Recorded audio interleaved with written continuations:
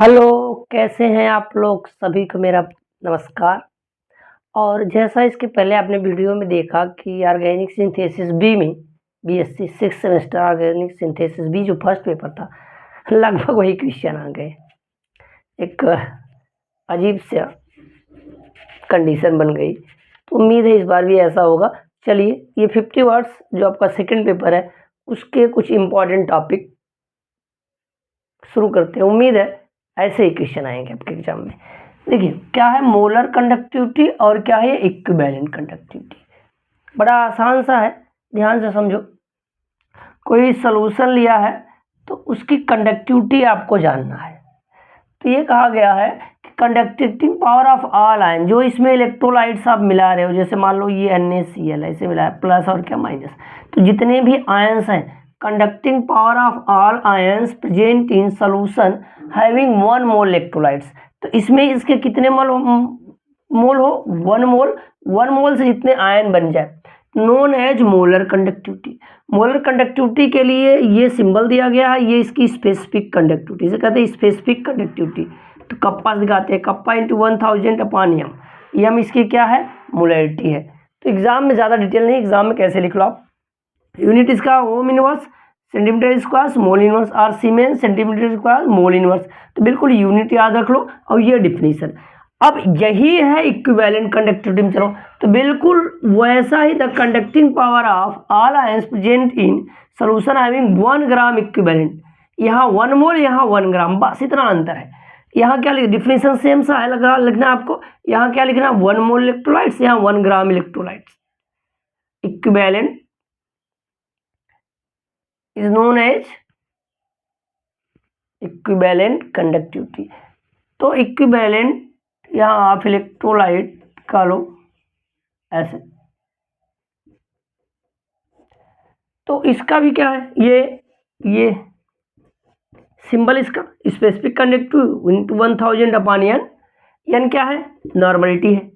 N क्या बताओ? Normality है। तो आपने यूनिट रखा यहाँ पे ओम इनवर्स। बस देखो क्या है, बिल्कुल इतना सेम दिख रहा है ना दोनों में। यहाँ पे मोल इनवर्स, यहाँ क्या इक्विवेलेंट इनवर्स है। तो बस इतना ही याद रखना है। आप ले लीजिए इसका स्क्रीनशॉट, दूसरा क्वेश्चन लेकर आ रहे हैं। चलिए, स्क्रीनशॉट ले लिया। बड़ा इंपॉर्टेंट टॉपिक वाला क्या है, ट्रांसपोर्ट नंबर है। तो ट्रांसपोर्ट नंबर क्या है उसको समझते हैं। ये कहा गया कि जो कंडक्टर होते हैं वो मेटेलिक कंडक्टर होते हैं और इलेक्ट्रोलाइटिक कंडक्टर होते हैं। इसमें इलेक्ट्रोलाइट्स आती है। तो इलेक्ट्रोलाइट्स क्या होती है, प्योर स्टेट में कंडक्टिविटी नहीं शो करते हैं। जब ये वो डिजॉल्व करते हैं किसी सॉल्वेंट में, तो वो टूट कर केटायन और एनायन बनाते हैं। तो ये माइग्रेट करेंगे, गति करेंगे, तो कंडक्टिविटी आएगी उसकी, पता चलेगा, इसमें करंट फ्लो करेगा। ठीक है। तो कहा गया कि केटायन और एनायन कितना करंट फ्लो कर रहा है। अब ध्यान समझो, अब इस सॉल्यूशन में टोटल करंट कितना आया, तो ये डिपेंड करेगा केटायन और एनायन पर। तो एक का अलग अलग रेशियो निकाल लो। एक बार केटायन कितना करंट लेके जा रहा है और कितना करंट इसमें है का अनुपात निकाल लो, तो क्या हो जाएगा, ट्रांसपोर्ट नंबर। देखो ध्यान से, ये ट्रांसपोर्ट नंबर क्या है, the fraction of total current carried by the cation is called transport number. तो टोटल करंट कैरिड कर रहा है, उसी का फ्रैक्शन लेना है, तो क्या कहलाएगा, ट्रांसपोर्ट नंबर। जैसे ना कि एक केटायन है, एक एनायन है, और फिर कहा गया कि एक केटायन है, तो इसका टोटल केटायन एनायन करंट कितना हो गया, 2, और केटायन कितना हो गया, 1। तो यही रेशियो क्या कहलाएगा, ट्रांसपोर्ट नंबर कहलाएगा। इसको T प्लस से दिखाते हैं केटायन के लिए, या इसको ट्रांसफरेंस नंबर भी कहते हैं। अब केटायन ऐसे एनायन के लिए निकाल लो, तो एनायन के लिए T माइनस, केटायन के लिए क्या है, T प्लस है। तो क्या होगा, current carried by migrating cation और total current flowing through the solution. Solution से कितना करंट फ्लो कर रहा है और उसमें केटायन कितना इन्वॉल्व हो रहा है, तो रेशियो निकाल लो। ऐसे एनायन के लिए निकाल लो, माइग्रेटिंग एनायन। तो एनायन में total current flowing through the solution divide कर दो, आ गया क्या, ट्रांसपोर्ट नंबर। तो केटायन और एनायन, जब ट्रांसपोर्ट नंबर आप ऐड करोगे T प्लस और T minus, sum will be equal to 1। इनका जो योग होगा, सम होगा, वो क्या आएगा, 1 के बराबर आएगा। ज़्यादा नहीं डिटेल, आपको मैटर मिलना चाहिए। तुरंत क्या ले लीजिए, स्क्रीनशॉट या नोट आउट कर लीजिए आप। अगला बड़ा इंपॉर्टेंट टॉपिक क्या है, इन्वर्जन टेम्परेचर। ये जूल थॉम्सन इफेक्ट या लिक्विफिकेशन ऑफ गैसेस का फिनोमेनन है, चर्चा नहीं करते हैं, सीधा पॉइंट्स बातें हमने एग्जाम में लिखना है बस। तो कहेंगे inversion temperature is the temperature above which the gas warm up, एक टेम्परेचर जिसके ऊपर टेम्परेचर है वो गर्म हो जाएगा, एंड बिलो इट कूल, उस टेम्परेचर के बिलो क्या करेगा, ये कूल्ड हो जाएगा। उसी टेम्परेचर को क्या कहते हैं, इन्वर्जन टेम्परेचर। ठीक, तो यह कहते हैं this is the temperature at which neither heating और नॉर कूलिंग, एक टेम्परेचर जब जिसपे ना हीट होगा ना ठंडा होगा, उस टेम्परेचर को क्या कहेंगे हम लोग, इन्वर्जन टेम्परेचर कहेंगे। अब उसके ऊपर चलो तो गर्म हो जाएगा, नीचे आओ तो क्या हो जाएगा, ठंडा हो जाएगा। ये जूल थॉम्सन इफेक्ट का एक रिलेशन है, ये जूल थॉम्सन कोफिशिएंट है। यहाँ पे इसकी वैल्यू किसके बराबर आ रहा है, 0, मतलब पहला टेम्परेचर और लास्ट वाला टेम्परेचर जब देखते हैं तो उसकी वैल्यू क्या आ जाए, 0 आ जाए, चेंजेस नहीं हो रहा है टेम्परेचर में कोई, वो टेम्परेचर एक फिक्स है। तो उसी टेम्परेचर को क्या कर रहे हैं, इन्वर्जन टेम्परेचर। आपने क्या करना, स्क्रीनशॉट ले लीजिए या लिख लीजिए आप, ठीक है। चलिए जल्दी लिखिए।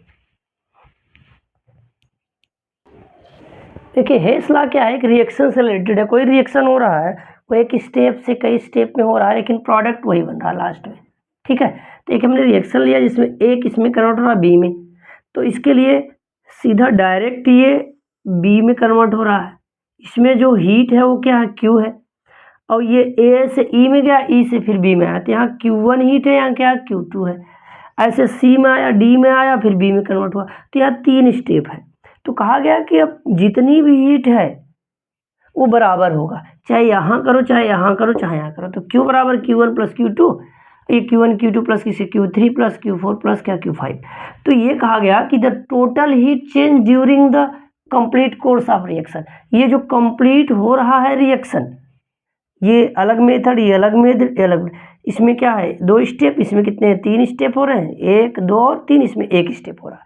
तो कहा reaction is same either the reaction is made in 1 step और सेवरल स्टेप, एक स्टेप हो या सेवरल स्टेप में हो, बाय 1 मेथड और अदर मेथड हो, चाहे कई अन्य मेथड हो, तो उस रिएक्शन में जो हीट का योग होगा वो क्या होगा, बराबर होगा। इसको किसने दिया, हेस साहब ने दिया, 1800 कब दिया, 1840 में दिया। तो क्या है, the total heat change during the complete course of reaction is the same either the reaction is made in 1 step और सेवरल स्टेप बाय 1 मेथड और अदर मेथड। एक रिएक्शन जो कई स्टेप में हो रहा है, लेकिन लास्ट में चाहे जितनी हीट उसमें से निकले चाहे अवशोषित हो, उसका योग बराबर रहेगा, उसमें कोई अंतर नहीं आएगा। चाहे इसमें देख रहे हैं क्यू है तो इसमें Q1 प्लस Q2 है, तो उसका योग इसके क्या है, बराबर है। तो इसे कहते हैं Hess law of constant heat summation. बड़ा इंपॉर्टेंट टॉपिक है, आप इसको लिख लीजिए,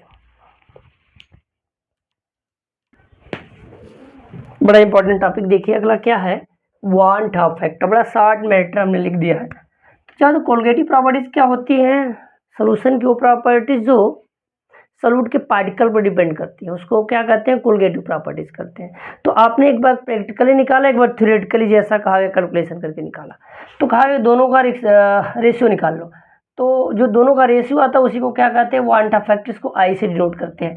तो एक्सपेरिमेंटल कोलगेटिव प्रॉपर्टीज अपान क्या, थ्योरेटिकल कोलगेटिव प्रॉपर्टीज। जैसे आपने एलिवेशन इन बॉइलिंग पॉइंट, आपने एक्सपेरिमेंटल निकाला और थ्योरेटिकल निकाला, दोनों का रेशियो निकाल दीजिए तो उसे क्या कहलाएगा, वांट ऑफ फैक्टर। चाहे ऑस्मोटिक प्रेशर की बात करो, एक बार एक्सपेरिमेंटल एक बार थ्योरेटिकल। अब चाहे आप डिप्रेशन इन फ्रीजिंग पॉइंट बात कर लो, रिलेटिव लोअरिंग वेपर प्रेशर बात करो, सब में। तो देखो अब कहा गया कि दोनों का रेशियो निकाला जाए, अगर आई की वैल्यू 1 आ जाए तो नॉर्मल कोलगेटिव प्रॉपर्टीज में कोई चेंजेस नहीं है। अगर आई इज लेस देन 1 तो मतलब जो सॉल्यूट का पार्टिकल है वो डिसोसिएट हो रहा है, मतलब सॉल्यूट पार्टिकल क्या हो रहा है, उसमें बढ़ रहे हैं। I is more than 1, i is less than 1, solute dissociated, sorry solute associated, solute जब मिला रहे हैं सोल्यूशन में तो उसका मतलब क्या हो रहा है कि वो आपस में जुड़ रहा है। तो यहाँ पार्टिकल यहाँ क्या कर रहे हैं, डिक्रीज कर रहे हैं, यहाँ क्या कर रहे हैं, इंक्रीज कर रहे हैं। तो ये क्लियर हो जाएगा। हम यहाँ तो यहाँ लिखते हैं no association and dissociation dissociation, इसका मतलब समझ जाओगे कोई पार्टिकल जितना पहले था बाद में भी है, उसमें कोई चेंजेस नहीं है। यहाँ आई इज मोर देन वन, तो कहेंगे dissociated number of particle decreases. यहाँ क्या करेगा, डिक्रीज करेगा। यहाँ नंबर ऑफ पार्टिकल इंक्रीजेस, यहाँ इंक्रीज करेगा। तो बड़ा ही आसान से आई है क्या कि ये क्या है, रेशियो है एक्सपेरिमेंटल और थ्योरेटिकल कोलिगेटिव प्रॉपर्टीज का।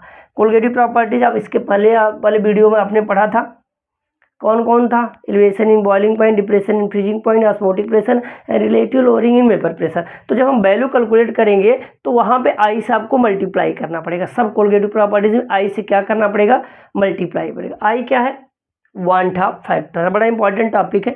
चलिए ये इस वीडियो के बाद लास्ट वाला एक और वीडियो लाएंगे जिसमें आप शाम 7 बजे देखिएगा पूरा लास्ट वीडियो 50 वर्ड्स वाले। ये दूसरा वीडियो रहा, इसमें कुछ क्वेश्चन है, लास्ट वाला जरूर देखिएगा। अगर आप चैनल बने सब्सक्राइब कर लीजिए। देखने के लिए बहुत बहुत धन्यवाद आप सभी का।